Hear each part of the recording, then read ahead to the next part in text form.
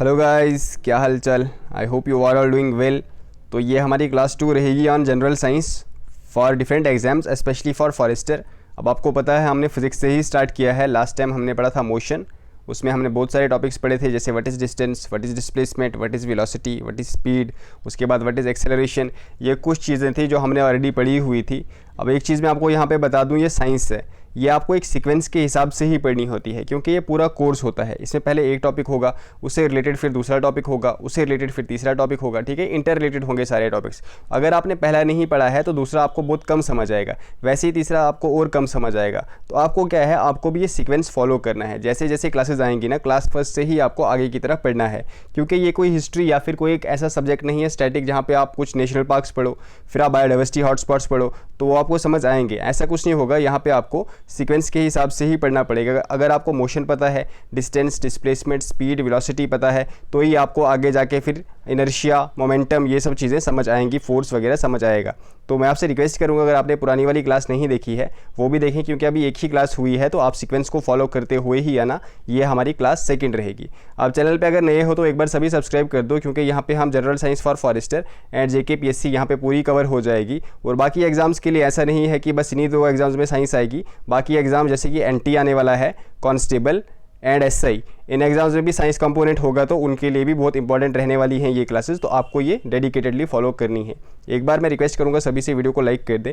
Last time आपको पता होगा हमने क्या पढ़ा था, मोशन पे हमने डिफरेंट एमसीक्यूज करे हुए थे विद एक्सप्लेनेशन। आज का जो हमारा टॉपिक रहेगा, काफ़ी इंपॉर्टेंट टॉपिक फिर से आज का है हमारा, वो है force and laws of motion. आपको पता लग गया होगा कितना इंपॉर्टेंट है। अब आप में से कुछ स्टूडेंट्स होंगे जिन्होंने ऑलरेडी साइंस पढ़ी हुई है, क्योंकि अगर फॉरेस्टर का पेपर आपका है तो आपने ऑब्वियसली 12th तक तो साइंस पढ़ी है।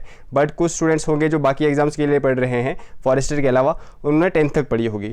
तो यहाँ पे क्या करेंगे हम, यहाँ पे हम फिलहाल बेसिक पढ़ेंगे, ठीक है। फिलहाल हम बेसिक से ही शुरू करेंगे। एक बार जब हमारा बेसिक कवर हो जाएगा ना, उसके बाद ही हम फिर एडवांस लेवल पर जाएंगे। मैं आपसे फिर से बताऊँगा, एक एक क्वेश्चन यहाँ पे इंपॉर्टेंट रहेगा। ये कॉन्सेप्ट्स आपको सीक्वेंस के हिसाब से ही समझने हैं, फिर ही आपको समझ आएगी, ऐसे ही आपको समझ नहीं आएगी।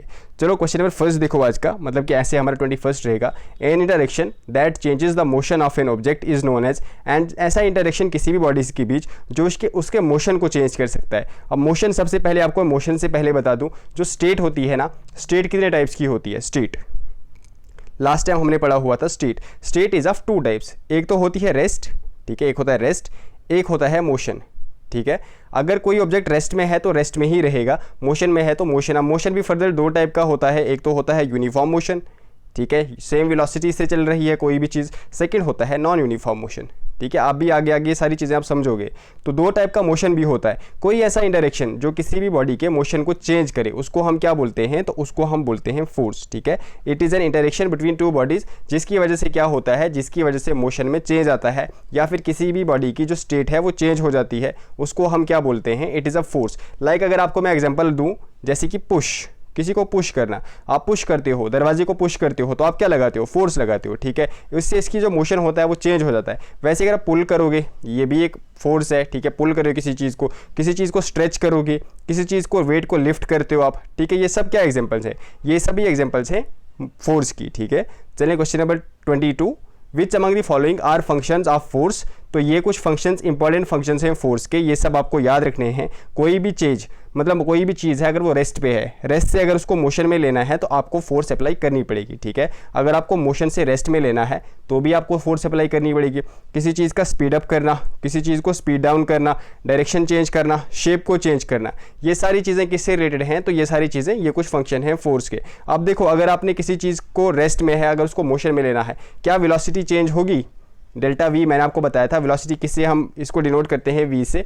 डेल्टा का मतलब होता है चेंज। क्या वेलोसिटी चेंज होगी, यस वेलोसिटी चेंज होगी। रेस्ट में है तो उसकी वेलोसिटी जीरो है ऑब्वियसली। मोशन में लाना है तो कुछ वेलोसिटी हमें देनी पड़ेगी। वैसे अगर मोशन में है कोई भी ऑब्जेक्ट, उसको रेस्ट में लाना है, ठीक है, तो मतलब हमें जो वेलोसिटी है उसको जीरो करना है किसी भी चीज़, मतलब जो भी उसकी वेलोसिटी है वहाँ से, तो भी वेलोसिटी चेंज होगी। यस, स्पीड अप करना है, वेलोसिटी चेंज होगी। अब मान लो कोई जो ऑब्जेक्ट है वो 40 की वेलोसिटी से चल रहा है, 40 किलोमीटर पर आवर, उसको अगर हमने स्पीड अप करना है, मतलब कि वेलोसिटी उसकी बढ़ानी है, तो हमें 60 किलोमीटर पे लेना है, ठीक है। क्या वेलोसिटी फिर से चेंज हो रही है, यस वेलोसिटी फिर से चेंज हो रही है। स्पीड डाउन करना है, मान लो 60 चल रहा है, 40 लाना है या फिर 0 लाना है, तो भी वेलोसिटी चेंज करनी है, यस किसी भी ऑब्जेक्ट की अगर हमें डायरेक्शन चेंज करनी है, तो अगर डायरेक्शन भी हम चेंज करते हैं ना, आप कभी गाड़ी में बैठे होगा, आपने देखा अगर कोई मोड़ वगैरह है वहाँ पे उसी स्पीड से नहीं करते हैं, मतलब डायरेक्शन चेंज करने के लिए भी वेलोसिटी का चेंज करना ज़रूरी है। तो यस, इन 5 चीज़ों में अगर आपने ये 5 चीज़ें करनी है तो यहाँ पे वेलोसिटी चेंज होगी। ठीक है, यहाँ पे क्या होगी, यहाँ पे वेलोसिटी भी चेंज होगी। इसको हम क्या बोलते हैं, change in velocity with time. क्या बोलते हैं इसको, मैंने आपको लास्ट टाइम पढ़ाया था, change in velocity with time is also known as acceleration.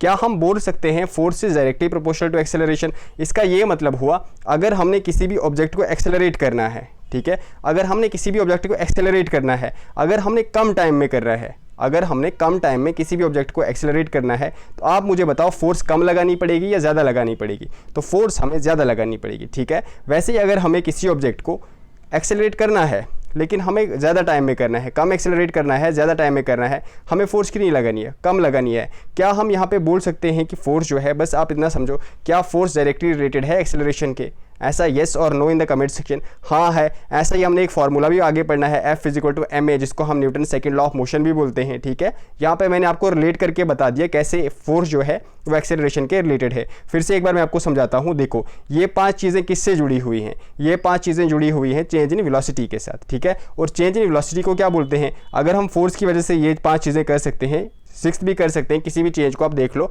आप किसी भी चीज़ को फोर्स लगाओगे उसकी शेप भी चेंज हो जाएगी। ठीक है, बट उसकी स्पीड पे कोई इंपैक्ट, उसकी वेलोसिटी पे कोई इंपैक्ट नहीं आएगा, बट इन 5 चीज़ों पे वेलोसिटी चेंज हो जाएगी। और change in velocity with time को ही हम क्या बोलते हैं? इसी को हम एक्सेलरेशन बोलते हैं। ठीक है, तो हम ये भी कह सकते हैं कहीं भी अगर हमें force is equal to directly proportional to mass into acceleration, ये आगे कैसे आएगा अभी आपको मैं बताऊंगा, बस इतना याद रखो। मतलब फोर्स क्या है, it is also directly proportional to acceleration. अगर हमने किसी चीज़ को जल्दी एक्सेलरेट करना है, फोर्स ज़्यादा लगानी है, कम एक्सेलरेट करना है, फोर्स कम लगानी है, तो ये कुछ इंपॉर्टेंट फंक्शंस है जो फोर्स की वजह से होते हैं। चलिए, what is the SI unit of force, आपको याद रखना है। स्टैटिक्स का क्वेश्चन है, इसमें कुछ समझने लायक नहीं है। एक तो न्यूटन, ये इसका एसआई यूनिट है, सिर्फ एसआई यूनिट पूछा है तो मैंने आपको यहाँ पे लिख दिया एसआई यूनिट, तो खाली न्यूटन आएगा, बट डाइन जो है इसका सीजीएस यूनिट है। ठीक है, फोर्स का सीजीएस यूनिट क्या है? तो डाइन है, बट यहाँ पे खाली एसआई यूनिट पूछा गया है, तो हमारा करेक्ट आंसर आएगा न्यूटन। चलिए, which condition best describes balance force. अब जो बैलेंस फोर्स जो होती है ना, जनरली दो टाइप की होती है। वैसे ये कोई टाइप नहीं होती है, ये बस कंडीशंस होती हैं। ठीक है, ऐसा कुछ नहीं है कि फोर्स 2 टाइप की है, बैलेंस्ड और अनबैलेंस्ड, ऐसी कोई भी फोर्स नहीं होती है। These are just conditions. अब जहाँ पे एफ नेट मतलब कि जो टोटल फोर्स है, जहाँ पे 0 लग रही है, उसको हम बोलेंगे बैलेंस फोर्स। अब मान लो ये कोई ऑब्जेक्ट है, ठीक है, कोई ऑब्जेक्ट है, इसको आप आगे की तरफ फोर्स दे रहे हो 10, मतलब 10 km/h की स्पीड से, 10 न्यूटन। ठीक है, 10 न्यूटन आप इसको फोर्स दे रहे हो आगे की तरफ। अब मान लो इसको फ्रिक्शन भी लग रही है पीछे की तरफ या फिर नीचे की तरफ, फ्रिक्शन लग रही है 10 किलोमीटर, फ्रिक्शन पीछे की तरफ लग रही है 10 न्यूटन। ठीक है, सॉरी 10 न्यूटन फ्रिक्शन पीछे की तरफ लग रही है। इस पे एफ नेट कितना है आप मुझे बताओ। आप आगे की तरफ 10 न्यूटन दे रहे हो, पीछे की तरफ 10 न्यूटन इसको फ्रिक्शन लग रही है, ये इसको कैंसिल कर देगा, तो जो इस पर टोटल फोर्स होगी या नेट फोर्स होगी वो किसके बराबर होगी? 0 के बराबर। क्या ये ऑब्जेक्ट मूव करेगा? क्या ये ऑब्जेक्ट यहाँ से मूव करेगा? नहीं। अगर ये रेस्ट पे है तो यस, ये रेस्ट पे ही रहेगा। बट मान लो अगर ये मोशन में चल रहा है, अगर ये 40 की किलोमीटर से कोई कार चल रही है, ठीक है, 40 की किलोमीटर से कोई कार चल रही है, याद रखना, ध्यान रखना, इंपॉर्टेंट कंसेप्ट है, ध्यान रखना। 40 की किलोमीटर से कोई कार चल रही है, मान लो थोड़ा सा एलिवेशन, यहाँ पे एक थोड़ी एलिवेटेड लैंड आ गया, ठीक है, कोई भी एलिवेटेड सड़क आ गई, थोड़ा सा चढ़ाई, ठीक है। अब वहाँ पे आपको फोर्स ज़्यादा लगानी है, ठीक है, यहाँ पे आपने फोर्स प्लस 20 न्यूटन लगा ली, 20 न्यूटन फोर्स लगा ली कि आपको जो है थोड़ा ये कार फास्ट चले। बट उतनी ही फोर्स पीछे की तरफ लग रही है क्योंकि थोड़ा एलिवेशन है। तो अगर स्ट्रेट पाथ पे कुछ, मतलब मान लो स्ट्रेट पाथ पे अगर फ्रिक्शन जो है किस फोर्स से लग रहा था, मान लो 10 न्यूटन लग रही थी, अब यहाँ पे हो सकता है 30 न्यूटन लगे क्योंकि एलिवेशन है तो थोड़ा ज़्यादा फ्रिक्शन लगेगी। मान लो जितना आपने एक्सेलरेटर दिया 20 न्यूटन की स्पीड से, 20 न्यूटन इसको फोर्स लगे, उतना ही फ्रिक्शन पीछे की तरफ लगेगा, ठीक है, उतना ही फ्रिक्शन पीछे की तरफ लगेगा क्योंकि यहाँ पे अब फ्रिक्शन की वजह से जो फोर्स है वो ज़्यादा लग रही है, फिर से ये कैंसिल हो जाएगा। तो क्या यूनिफॉर्म मोशन रहा? देखो यहाँ पे आप देख सकते हो, पहले मोशन ऐसा नहीं है कि ये रेस्ट पे था, ये 40 किलोमीटर की वेलोसिटी से चल रही थी। क्या फिर से आप देख सकते हो, अगर कोई ऑब्जेक्ट रेस्ट में है, अगर उस पर एफ नेट जो टोटल फोर्स है वो 0 लग रही है तो वो रेस्ट में ही रहेगा। एक और कंडीशन में क्या हो सकता है, एफ नेट जहाँ पे 0 होगा, जहाँ पे बैलेंस फोर्स होगी, वहाँ पे क्या होगा, अगर कोई ऑब्जेक्ट यूनिफॉर्म मोशन में है, उस पर अगर एफ नेट बैलेंस फोर्स लग रही है तो वो यूनिफॉर्म मोशन में ही होगा। ठीक है, आपको बात समझ आई? अगर आपको नॉन यूनिफॉर्म मोशन में लाना है उसको, आपको क्या करना पड़ेगा, जाएगा अगर किसी भी ऑब्जेक्ट को नॉन यूनिफॉर्म मोशन में लाना है। मतलब मान लो ये कोई गाड़ी है 40 किलोमीटर की स्पीड से चल रही है, फिर से एलिवेशन आया, अब आप चाहते हो कि 60 किलोमीटर की स्पीड से चले। अब आगे की तरफ आप फोर्स लगाओ 50 न्यूटन, पीछे की तरफ फोर्स जो लग रही है वो होगी 20 न्यूटन। आप देख रहे हो 20 से 20 तो कट जाएगा, बट जो ओवरऑल फोर्स होगी आगे की तरफ 30 न्यूटन लगेगी। आप देख रहे हो यहाँ पे क्या हो जाएगा, यहाँ पे गाड़ी एक्सेलरेट हो जाएगी, ठीक है, यहाँ पे गाड़ी एक्सेलरेट भी हो जाएगी और यहाँ पे जो मोशन होगा वो नॉन यूनिफॉर्म मोशन होगा, ठीक है। बैलेंस फोर्स की वजह से क्या होगा, अगर कोई ऑब्जेक्ट रेस्ट पे है वो रेस्ट पे ही रहेगा, अगर कोई ऑब्जेक्ट यूनिफॉर्म मोशन में चल रहा है वो यूनिफॉर्म मोशन में ही चलेगा। फिर से मैं आपको बताऊंगा, बैलेंस फोर्स की वजह से क्या होगा, कोई ऑब्जेक्ट रेस्ट में है वो रेस्ट में ही रहेगा, अगर वो यूनिफॉर्म मोशन से चल रहा है वो यूनिफॉर्म मोशन में ही होगा। क्यों? क्योंकि जो एक्सेलरेशन वहाँ पे है ना, एक्सेलरेशन वहाँ पे जीरो है। मोशन में कब आएगा कोई भी ऑब्जेक्ट, जहाँ पे एक्सेलरेशन होगा, जहाँ पे वेलोसिटी चेंज होगी। अगर वेलोसिटी चेंज होगी तो ही एक्सेलरेशन आएगा, जहाँ पे एक्सेलरेशन आएगा वहीं पे नॉन यूनिफॉर्म मोशन आएगा।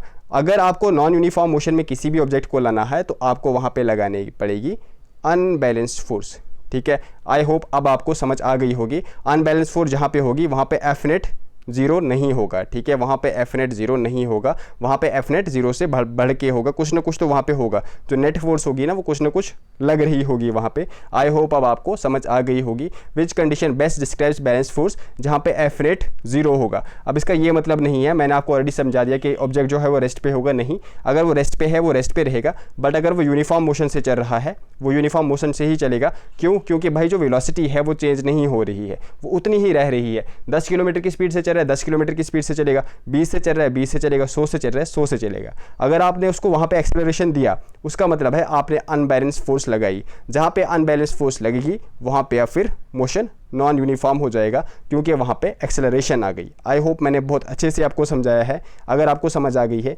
एक बार वीडियो को अगर लाइक नहीं किया एक बार लाइक कर दें। चलिए नेक्स्ट देखिए आप, if we apply unbalance force on an object what will happen, क्या होगा जब हम अनबैलेंस फोर्स लगाएंगे। ऑब्जेक्ट विल स्ट्रेट रेस्ट, नहीं भाई हमने ऊपर पढ़ दिया, ऑब्जेक्ट स्टे कब करेगा, रेस्ट पे, जहाँ पे बैलेंस फोर्स लगेगी। Object will move with uniform motion, ये भी नहीं होगा क्योंकि ये कब होगा, जहाँ पे बैलेंस फोर्स लगेगी। Object will move with non uniform motion, yes, क्यों? क्योंकि यहाँ पे वेलोसिटी चेंज होगी, वेलोसिटी की वजह से एक्सेलरेशन भी आएगा। चलिए, if acceleration is zero which one is true, already मैंने कंसेप्ट समझा दिया, अब मुझे नहीं लगता है आपको यहाँ पे मुझे बताने की ज़रूरत है। फिर से आप एक बार क्वेश्चन देखिए, खुद ही आंसर कर दें कमेंट सेक्शन में, ठीक है। Object will move with uniform motion, अगर एक्सेलरेशन जीरो है तो ऑब्जेक्ट यूनिफॉर्म मोशन से चलेगा, बिल्कुल सही है। ऑब्जेक्ट अगर रेस्ट पे है तो वो रेस्ट पे रहेगा, ये भी बिल्कुल सही है। Object will move with non uniform motion, नहीं, ये गलत है। तो हमारा आंसर आएगा ओनली 1 एंड 2। ऐसा क्यों है, काफ़ी अच्छे से मैंने क्वेश्चन नंबर 24 में समझा दिया। Property of a body to oppose any change in state और रेस्ट, स्टेट रेस्ट और मोशन, ठीक है। कोई भी बॉडी अगर उसकी एक प्रॉपर्टी है, अगर वो रेस्ट में रहती है ना, वो रेस्ट में ही रहना चाहती है। अगर वो यूनिफॉर्म मोशन से चल रही है तो वो चाहती है कि मैं यूनिफॉर्म मोशन में ही रहूं। उस प्रॉपर्टी को क्या बोलते हैं हम, तो उस प्रॉपर्टी को हम बोलते हैं इनर्शिया, ठीक है। मतलब मान लो कोई ऑब्जेक्ट है, ठीक है, ये ऑब्जेक्ट, ये पत्थर है, ये चाहेगा कि मैं अपनी ही जगह पे रहूं, मैं चाहता हूं मैं अपनी ही जगह पे रहूं, ये रेस्ट पे है। जब तक इस पर कोई फोर्स नहीं लग रही ना बाहर से, तब तक ये चाहेगा कि मैं रेस्ट पे ही रहूं। इस चीज़ को हम क्या बोलते हैं, इसको बोलते हैं हम इनर्शिया। अगर कोई यूनिफॉर्म मोशन से चल रहा है तो वो चीज़ चाहेगी कि मैं यूनिफॉर्म मोशन से ही चलूँ, जब तक उस पर कोई एक्सटर्नल फोर्स नहीं लगेगी वो क्या करेगा, वो यूनिफॉर्म मोशन के साथ ही चलता रहेगा। इसी प्रॉपर्टी को हम क्या बोलते हैं, इसी प्रॉपर्टी को, ये एक जिद होती है, सीधी सी बात समझ लो, एक जिद है। अगर मैं रेस्ट में हूँ तो मैं रेस्ट में रहूँगी, यूनिफॉर्म मोशन से चल रही हूँ तो यूनिफॉर्म मोशन से ही चलूँगी। इसको क्या बोलेंगे हम, इस चीज़ को हम बोलेंगे inertia. Which among the following is the type of inertia. अब ये कुछ टाइप है इनर्शिया के, जैसे कि इनर्शिया ऑफ रेस्ट, मैंने आपको बता दिया, कोई जो चीज़ है वो रेस्ट पे है तो वो रेस्ट पे ही रहना चाहता है। अब मान लो एक पेड़ है, ठीक है, उस पर सूखे पत्ते हैं, ठीक है, सूखे पत्ते हैं इस पेड़ पे, आपने स्टेम को हिलाया। अब आपने तो स्टेम को हिलाया, पत्ते क्यों गिरते हैं, क्योंकि आपने मोशन किसको दिया, आपने मोशन दिया स्टेम को। बट जो ये पत्ते हैं ना, इनकी एक स्टेट बन चुकी है, इनका इनर्शिया बन चुका है कि क्या करें हम रेस्ट पे ही रहें, तो ये क्या करते हैं, अपनी ही जगह रहते हैं। बट जो पेड़ है वो मूव करता है तो ये नीचे गिर जाते हैं, ठीक है। वैसे ही अगर आपको मैं एग्जांपल दूं, आप एक कुछ भी ग्लास जार ले लो, ठीक है, एक प्ले कार्ड रखो इसके ऊपर, ठीक है, कोई भी प्ले कार्ड पतला से रख लो, उसके ऊपर एक कॉइन रख लो, ठीक है। अब क्या करो, आप इस प्ले कार्ड है ना, इसको तेज़ी से खींचो। आप क्या सोच देखोगे कि ये जो कॉइन है ना, ये कहाँ आप इस कार्ड के साथ पीछे आएगा क्या? नहीं आएगा। क्यों? क्योंकि आपने जो मोशन है, जो फोर्स लगाई है, वो किस पे लगाई है? आपने प्ले कार्ड पे फोर्स लगाई है, तो मोशन सिर्फ इसी में होगा। बट जो कॉइन है ना, इस पे फोर्स नहीं लगेगी, तो इसका जो इनर्शिया होगा वो होगा कि मैं क्यों मूव करूँ, मुझ पे तो फोर्स नहीं लगाई है, ये जार में गिर जाएगा। ठीक है, ये कुछ एग्जांपल है इनर्शिया ऑफ रेस्ट। वैसे वो गाड़ी वाली भी आपने देखा होगा कि आप कैसे वो पीछे की तरफ धकेले जाते हो जब गाड़ी चलती है, वैसे इनर्शिया ऑफ मोशन। ठीक है, इनर्शिया ऑफ डायरेक्शन आपने देखा होगा, जब भी कोई डायरेक्शन कहीं पे गाड़ी मूव होती है, जहाँ पे मोड़ वगैरह होते हैं, गाड़ी अंदर की तरफ मूव होती है, आप बाहर की तरफ गिरते हो। ठीक है, तो ये क्या होता है, ये आपका इनर्शिया बना होता है, इनर्शिया ऑफ डायरेक्शन। ये सारे टाइप हैं इनर्शिया के। चलिए next is inertia is directly proportional to. तो inertia is directly proportional to आपको याद रखना है मास। ठीक है, जितना जिसका ज़्यादा मास होगा उतना उसका ज़्यादा इनर्शिया होगा। अब मान लो सामने से एक ट्रक आ रहा है, ठीक है, मोशन में एक ट्रक आ रहा है, यूनिफॉर्म मोशन है इसका ट्रक का। आप इसको रोकने में आपको आसानी होगी या फिर एक छोटा सा बाइसिकल आ रहा है उसको रोकने में ज़्यादा आसानी होगी? आप मुझे बताओ, जिद किसकी बड़ी है? मतलब मान लो ये स्टेट है ना, ये स्टेट है, अभी इसकी स्टेट है, ये मोशन में है। आप बोलोगे चेंज क्यों करना है, ये मोशन में है, आपने मोशन से इसको किस में लाना है, रेस्ट में लाना है। आप बताओ, आप ट्रक को इजीली रोक सकते हो या फिर एक बाइसिकल को इजीली रोक सकते हो? आप बोलोगे ऑब्वियसली एक बाइसिकल को। क्यों? क्योंकि इसका इनर्शिया कम है। क्यों ऐसा? क्यों? क्योंकि इसका जो मास है वो कम है। तो याद रखना, inertia is directly proportional to mass of a body. ठीक है, बहुत ईजी था। चलिए, अब ये मैंने इनर्शिया आपको इतना क्यों समझाया, इतना लंबा चौड़ा करके मैंने आपको क्यों बताया इनर्शिया? क्योंकि इसके बाद हम कुछ इंपॉर्टेंट चीज़ पढ़ेंगे। अब वो इंपॉर्टेंट चीज़ क्या है, तो एक बार 1 सेकंड के लिए आप सब वेट कर लें। अब यहाँ पे देखें, इतना प्लॉट मैंने बनाया किस लिए बनाया? अब देखो, आप ये सेंटेंस अच्छे से पढ़ो। Everybody retains it's state of rest और स्टेट ऑफ मोशन। ठीक है, रिटेन करेगी अपनी स्टेट ऑफ रेस्ट या फिर state of motion along a straight line until and external force is applied on it. ये किसने बोला है? ये क्या चीज़ है? ये क्या पढ़े हमने अभी तक?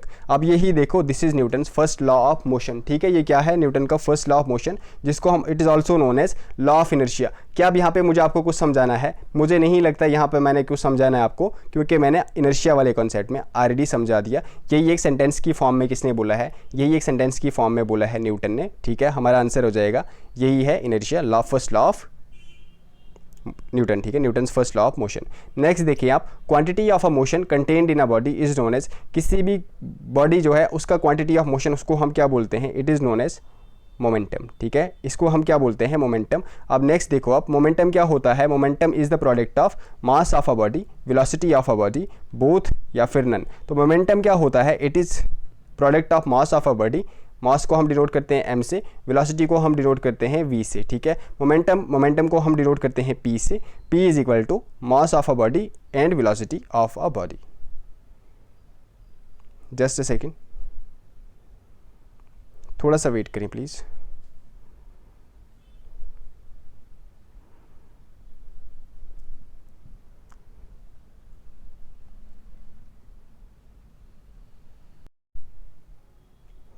अब देखो, मोमेंटम मैंने आपको बता दिया ऑलरेडी, इसको डिनोट करते हैं हम p से। ठीक है, p is equal to product of mass into velocity. अब अगर किसी ऑब्जेक्ट का मास ज़्यादा है, इसका क्या मतलब हुआ? p इज इक्वल टू का क्या मतलब हुआ? डायरेक्टली प्रोपोर्शनल है। अगर मास ज़्यादा है, मोमेंटम ज़्यादा है। अगर वेलोसिटी ज़्यादा है, मोमेंटम ज़्यादा है। अगर दोनों ज़्यादा हैं तो भी मोमेंटम ज़्यादा है। ये कौन सा लॉ है? अब देखो, मोमेंटम इज डिनोटेड बाय, यहाँ पे मैंने आपको बता दिया, momentum is denoted by p which is equal to mv, that is mass into velocity. ठीक है, चलिए, the rate of change of momentum is directly proportional to external unbalanced force applied on the body. अब देखो, this law is known as, ठीक है, यहाँ पे law होगा, it is known as Newton second law of motion, जिसको हम बोलते हैं लॉ ऑफ मोमेंटम। हमारा आंसर आ जाएगा बोथ ऑफ दीज। चलिए, for every action there is equal and opposite reaction. कौन सा लॉ है ये? तो ये है न्यूटन का, आप सबको पता होगा। इसको हम क्या बोलते हैं? Law of action and reaction, third law of motion. अब आपको मैं एग्जांपल दे दूं, पंच मार लो दीवार पे अभी जाके।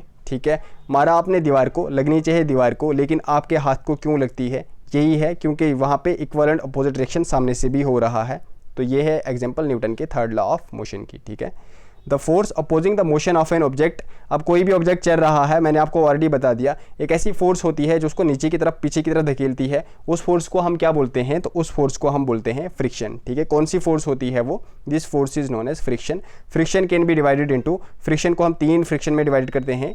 स्टैटिक फ्रिक्शन, ठीक है, स्टैटिक फ्रिक्शन क्या होती है, अगर कोई ऑब्जेक्ट रेस्ट पे है ना, इसको फ्रिक्शन लगाएगी कि तू रेस्ट पे ही रहे, ठीक है। हम अगर इसको फोर्स लगाएंगे ना, एक हद तक ये नहीं हिलेगी। मतलब मान लो ये कोई ऑब्जेक्ट है, इसकी जो फ्रिक्शनल फोर्स है वो 100 न्यूटन है, ठीक है, 100 न्यूटन है, मतलब इसको फोर्स लग रही है। हम इस पर अगर 90 न्यूटन फोर्स लगाएंगे, 80 न्यूटन फोर्स लगाएंगे, 70 न्यूटन फोर्स लगाएंगे तो ये नहीं हिलेगा। जो ही हमने 100 न्यूटन फोर्स लगा ली ना, इस फोर्स को हम बोलते हैं लिमिटिंग फ्रिक्शन। जो मैक्सिमम स्टैटिक फ्रिक्शन की फोर्स होती है ना, उसको हम बोलते हैं लिमिटिंग फ्रिक्शन। अब अगर हमने 101 कर दिया ना, ये ऑब्जेक्ट मूव होना स्टार्ट हो जाएगा, ठीक है। इसको हम बोलते हैं, ये सारे एग्जाम्पल हैं किसके, ये सारे एग्जाम्पल हैं फ्रिक्शन के। जो काइनेटिक फ्रिक्शन होता है फर्दर 2 टाइप का होता है। एक तो रोलिंग फ्रिक्शन, अगर कोई ऑब्जेक्ट रोल करके जा रहा है किसी ऑब्जेक्ट के ऊपर तो भी उस पर फ्रिक्शन वाली फोर्स लगेगी जो उसको पीछे की तरफ धकेलेगी, ठीक है। एक होता है स्लाइडिंग फ्रिक्शन, जब कोई ऑब्जेक्ट स्लाइड करके जा रहा है।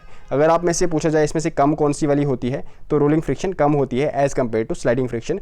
Kinetic friction is divided into both of these, ठीक है। अ बॉडी, अब एक MCQ है, a body of mass 8 kg is moving with velocity 4 metre per second, ठीक है। हमें पूछा है फाइंड इट्स मोमेंटम, ऑलरेडी मैंने आपको बता दिया P। मोमेंटम को हम किससे डिनोट करते हैं, P is equal to mass into velocity, ठीक है, मास इंटू वेलोसिटी। अब हमें P फाइंड करना है, मास दिया हुआ है 8 kg, ठीक है, वेलोसिटी दी हुई है 4 kg, कुछ डिफिकल्ट नहीं था, 8 4 ज़ा 32, ठीक है। मोमेंटम कितना आएगा, तो 32 आएगा हमारा। लास्ट क्वेश्चन है हमारा, when a force of 100 Newton is applied on a body of mass 50 kilometre, ठीक है, 50 kg होगा यहाँ पे, मास 50 kg, क्योंकि मास को हम kg से डिनोट करते हैं।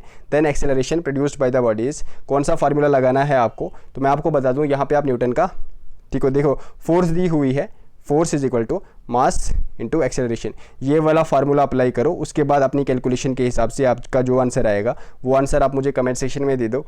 थोड़ी बहुत क्लासेस लंबी हो जाएंगी क्योंकि ये साइंस वाला सब्जेक्ट है और यहाँ पे समझाना पड़ता है। आई होप आपको आज की क्लास अच्छी लगी होगी। ओबियसली अगर आपको क्लास अच्छी लगी है तो आप ज़रूर कमेंट सेक्शन में बताना आपको कैसी लगी। फर्दर कुछ चीज़ें अगर आपको इंप्रूव करना है तो आप वो चीज़ भी बता दें, अपने फ्रेंड्स वगैरह तक भी शेयर कर दें। और मॉक टेस्ट अगर आपको चाहिए होंगे, ठीक है, आप मुझे बता दो आपको कब कब चाहिए मॉक टेस्ट। और JKPSC के लिए भी अगर आपको मॉक टेस्ट चाहिए ज़रूर कमेंट सेक्शन में बता देना।